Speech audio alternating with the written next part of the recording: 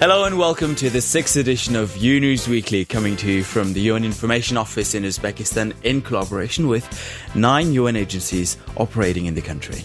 Today we're happy to inform you about the most important news of the outgoing week in Uzbekistan. I'm Bobur Kamilov. And Laila Fateh. Welcome to the show. Welcome. Coming to you in this program. On February the 27th, 2013, Tashkent hosted Media Forum activity of civil society institutions, key segments in developing youth projects of electronic mass media. The press secretary of the National Association for Electronic Mass Media in Uzbekistan spoke to the UN Information Office about the significance of seminar trainings launched in Tashkent in cooperation with UNESCO's Tashkent office.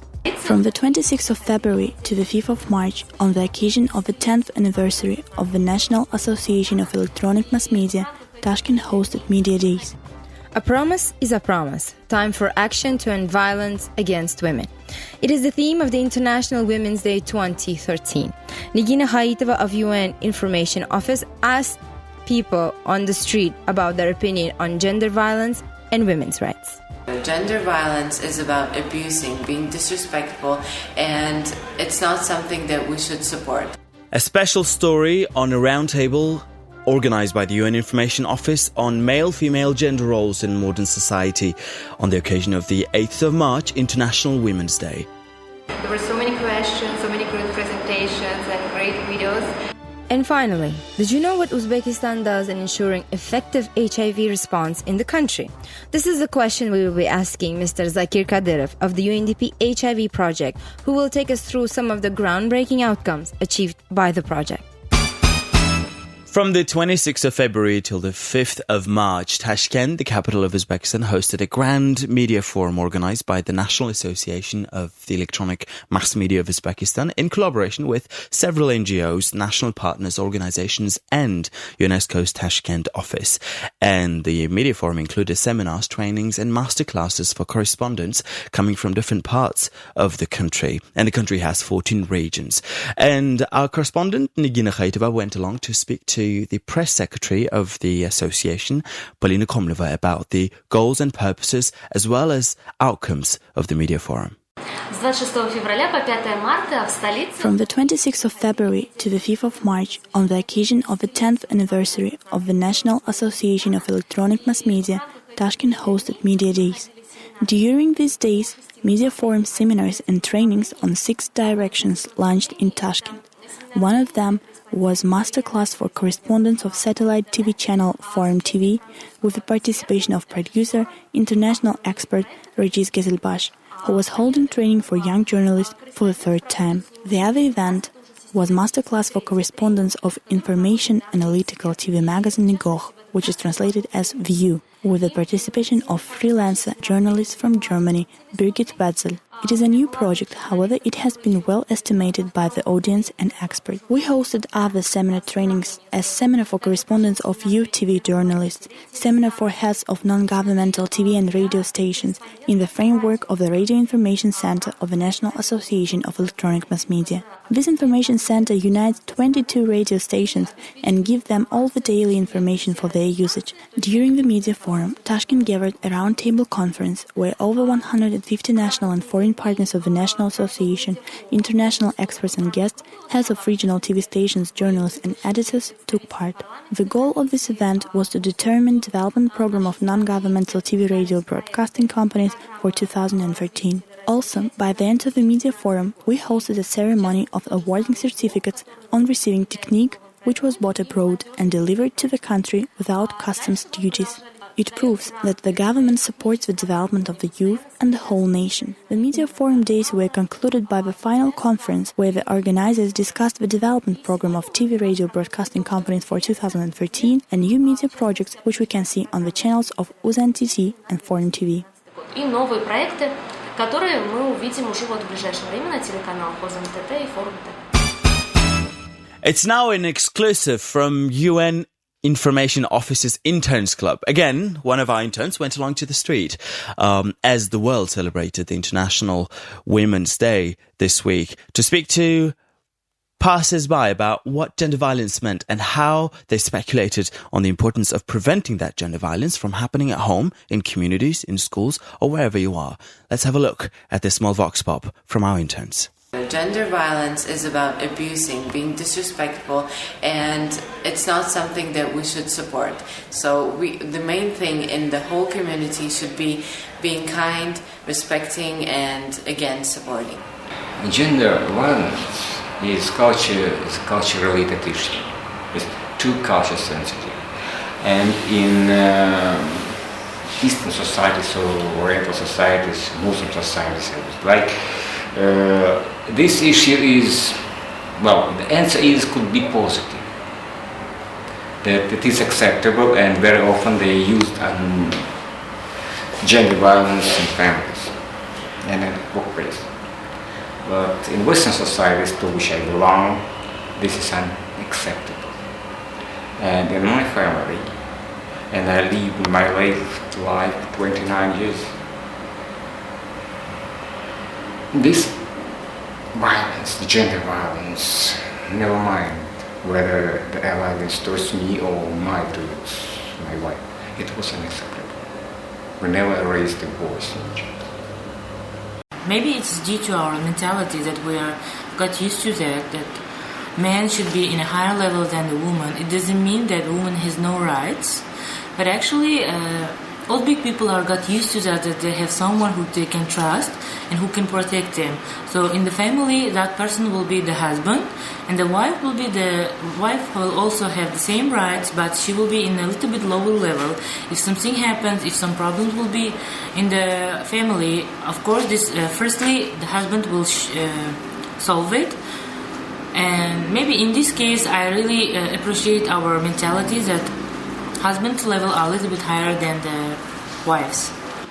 I consider my family as I would say, modern and new type of families. It's why I see my wife in the same level as myself.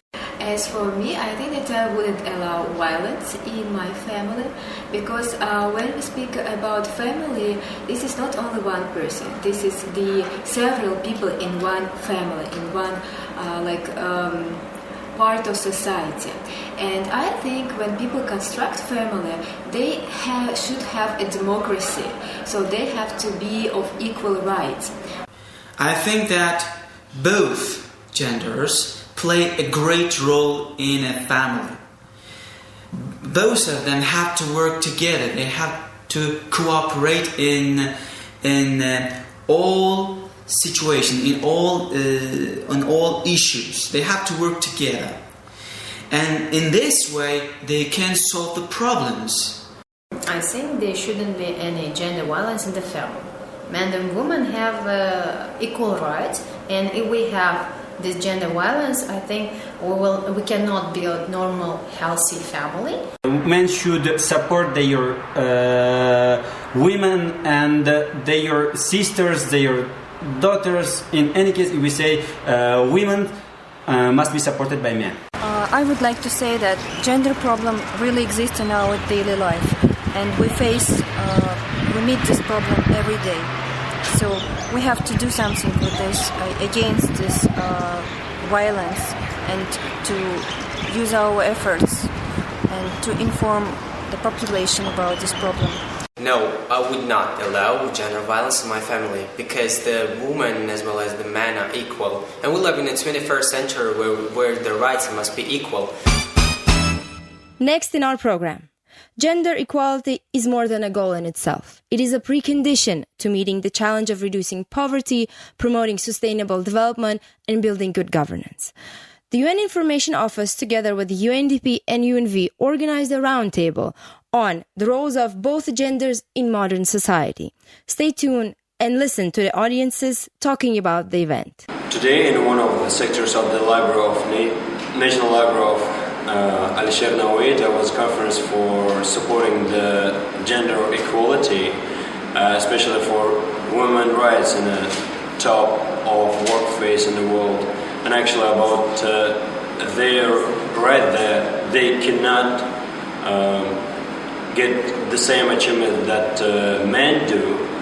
And actually that was real awesome. I like it, and I felt some different feelings that we got today. A lot of information, a lot of videos related to that topic, and I'm sure that today that was so good that I hope in the future that's gonna work, and that will be improved, and that will be working in that system, that women will become a more, more confident for on top of works and workplace in the world. I was invited an event which was organized by UN Information Office, and I was really impressed by the meeting, as we had full discussion of topic of gender equality, and I learned something from this meeting. We have a lot of opportunities in our world, and women just should be more challenging, more brave, and believe in yourselves. And I want to say massive thank you to all people who made this event for us. Invited today to this roundtable conference on the topic of female-male roles in a modern society. It was a great honor for me. I enjoyed it very much. There were just great audience, consisted of students of different ages. There were so many questions, so many good presentations and great videos. I think it was interesting, it was useful, it was something that was benefited from for the audience as well, because we see that even after the roundtable ended, many guys came to ask more questions, and they said that it was very interesting and it was a relevant topic. So in my opinion, it was a good idea. It was greatly implemented. I hope that we will have many events in the future. Uzbekistan particularly focuses on the effectiveness of its HIV response and strengthening system and capacity for universal access to HIV prevention, diagnosis, treatment and care. Challenges remain, and the stigma and discrimination towards people living with HIV are consistent. UNDP HIV project, together with the Global Fund to fight AIDS, tuberculosis and malaria, is closely engaged in supporting the government's efforts in ensuring effective HIV response in the country. And it's these very questions we'll be exploring in our special guest section. Stay tuned. Our special guest today is Mr. Zakir Kadyrov, the project manager of the UNDP HIV project. Welcome to our show, Zakir. Thank you. Our first question is about more to do with your project and its work in ensuring appropriate HIV response in the country. We know that UNDP is a recipient of a Global Fund grant for its work in combating HIV in the country. So if you could tell us more broadly about what HIV response in particular means and what your project is doing to address the situation in Uzbekistan. So the response in Uzbekistan is being coordinated by the Multisectoral Expert Council, which is headed by the Vice Prime Minister of the country. So if we are talking about the political commitment of the government, we proudly can say that Uzbekistan does a lot to ensure the effective HIV response in the country. UNDP since the 2010 is a principal recipient for the Global Fund grant and is implementing the project in conjunction with a number of partners from the different sectors. The nature of the HIV as a problem and the nature of the response require the multisectorial approach. So we are trying to engage into the planning and implementation process of the project, not only government organizations, but also non-government organizations and civil society groups, a number of partners that work not only in the area of HIV. UNDP has been seen as a reliable partner for the government. So since 2010, the government, on one of the Multisectoral Expert Council's meeting, decided to have UNDP as a partner and as a principal recipient for the Global Fund grant. since that period, we are implementing a multi-component program, which focuses mostly on HIV prevention among highly vulnerable groups, provision of treatment to all those in need. Uzbekistan is a signatory of the Universal Access Declaration. So during the last 2 years, a significant progress was made to ensure that the treatment is available for all of those who are in need. For example, since the UNDP became a principal recipient, we may proudly say that over the 6,000 patients was enrolled into the treatment program. 2 years ago, this figure was only 3,000 patients. So we truly believe that by building capacity of the local NGOs, of the government organizations that in one way or another can contribute to the HIV response is the task number one for the UNDP and for our team in particular. Sorry, Zakir, if I could interrupt before we move on with the conversation. When you say enrolled in treatment, do you mean that they're getting certain therapies, or what does that include when you say enrolled in a treatment? I mean, the people, 6,000 people now benefiting from that program. Enrollment into the treatment, of course, includes number of steps, and until the 2013, the Global Fund to fight HIV, TB, and malaria was the sole source of funding for the antiretroviral treatment. Since 2013, it seems that the government will contribute, and that's already committed, about $1.8 million for the treatment of people living with HIV. Enrollment includes, first of all, a quality diagnosis and ensuring that the patient is aware about potential side effects of the treatment and aware of those services that can be provided to him throughout the whole process. So we are ensuring that the patient is not only seeking the medical help in the AIDS centers or clinics, but also social support from the groups that are established in each of the administrative territories of Uzbekistan.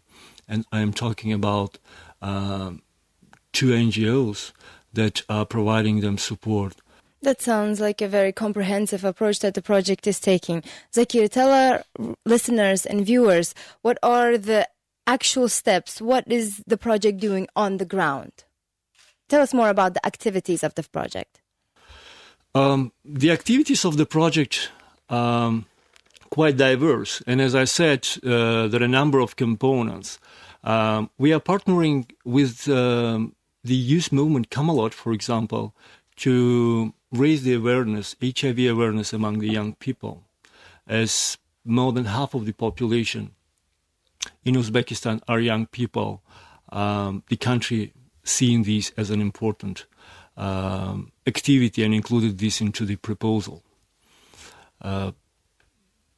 We are ensuring that whatever knowledge we are trying to pass to the young people, the process itself is sustainable, and we're trying to ensure that the curricula in the educational institutions, in colleges and lyceums, includes already the lessons on HIV. Secondly, we are partnering with the number of NGOs that work directly with the highly vulnerable groups and provide health commodities, including syringes, condoms, and information materials, and other types of the support. We are also working with the health institutions and providing single-use instruments to 5 pilot oblasts, to the healthcare facilities of the 5 pilot oblasts. We are trying to establish the infection control system into the healthcare facilities. So at the same time, understanding the importance of the treatment. Treatment is not simple procurement of the antiretroviral drugs, but also involves a huge supply and management component. So we need to ensure, and we are doing that, that the drugs from the very beginning until the time when it comes to the patient, My next question is, I think, about you mentioned it partly about making those efforts sustainable, but what exactly are you doing to make this HIV, the project intervention sustainable? Because I know, these things will have to continue, and the UNDP is not forever here to do it for all time. So how do you make sure that these interventions become sustainable as it unfolds? UNDP, since the very beginning, conducted a capacity assessment of the future principal recipient of the Global Fund grant. And this is a Republican aid center. So UNDP in many countries where there is a challenging situation takes a role of the principal recipient and become an interim principal recipient. So whatever we do, we are trying to ensure that ensure the sustainability, ensure that whatever we do, the capacity building is a cornerstone of our activities. So the capacity building plan was designed by the UNDP and being implemented. And I should also say that UNDP putting its core funds also to implement the capacity building activities. And we are very proud that until that time, the government and the Ministry of Health, and in particular the Republican Aid Center, is being very cooperative and moving along with UNDP in implementation of this project. So when you say capacity building, you mean training nurses, or what does that process involve? Capacity building is an important element of the HIV programming in Uzbekistan. And UNDP, based on its own mandate,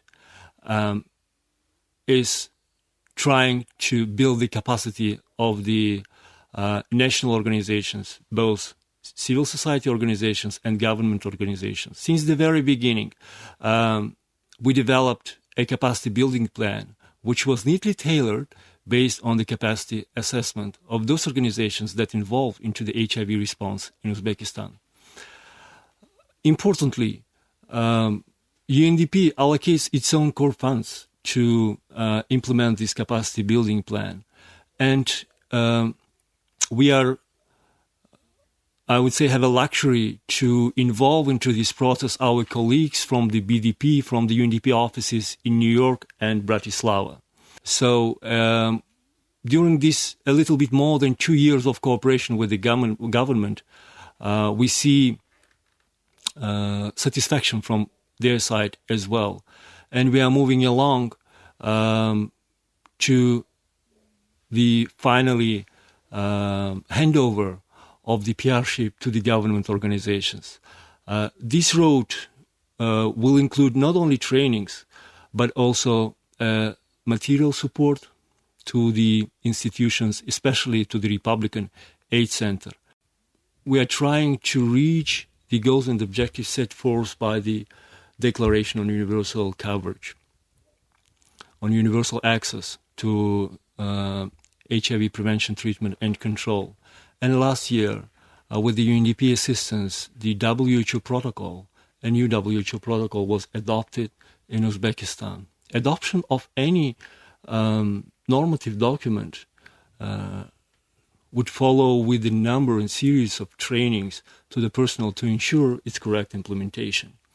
So we are working on the side of the development of normative and legislative documents, but and also on the side of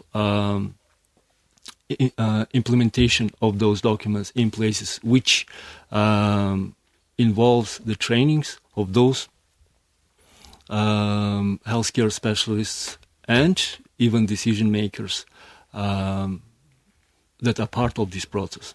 Thank you very much. It's been a very detailed conversation and very detailed information. We hope that we'll come back to it sometime later to follow up on the achievements. Good luck to the project. Thank you. With this, we bring this edition of UNews Weekly to an end. We thank you for your company. To learn more on UN activities in Uzbekistan, please check our website www.un.uz. And also on Facebook and Twitter. On Facebook, it's facebook.com/Unique Tashkent, and on Twitter, @Unique Tashkent. So go ahead and check out our latest updates. And of course, don't forget to send us your feedback. Look forward to seeing you next week. Goodbye. Goodbye.